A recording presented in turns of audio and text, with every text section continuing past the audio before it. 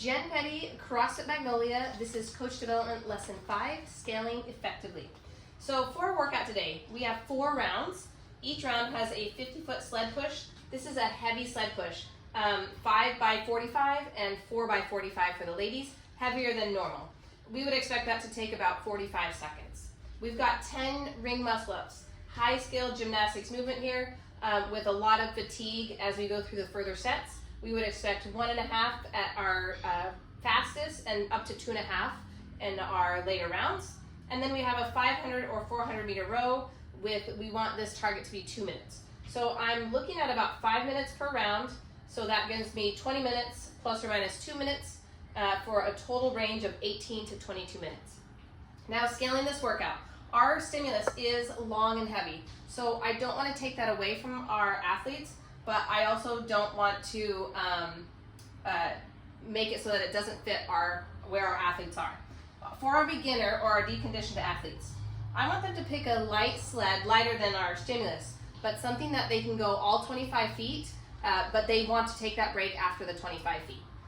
Then same way, coming back the other 25 feet. So a lighter sled. Then I'm gonna have them do 10 ring rows. I'm gonna encourage them to do those 10 ring rows in 3 sets. So not something that they can move super quickly with. Then over here is where I'm gonna give my beginning or deconditioned athletes a little rest.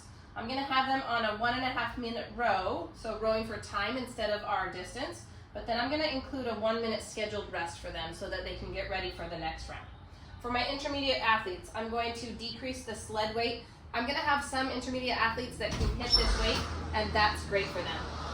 Then, if they cannot do 10 ring muscle ups, today I'm gonna choose to have them do 5 strict pull-ups and 5 ring dips. This is gonna help them get the strength required to do their eventual ring muscle ups. And then I'm gonna have them scale the row down if they need to, but I wouldn't expect that many of them would need to scale the row down. The main scaling for these intermediate athletes is gonna be in the strict pull-ups and the ring dips.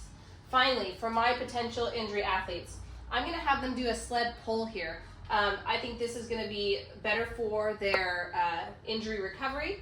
I'm gonna also have them do 5 tempo ring rows, so they're really controlling that movement down and back.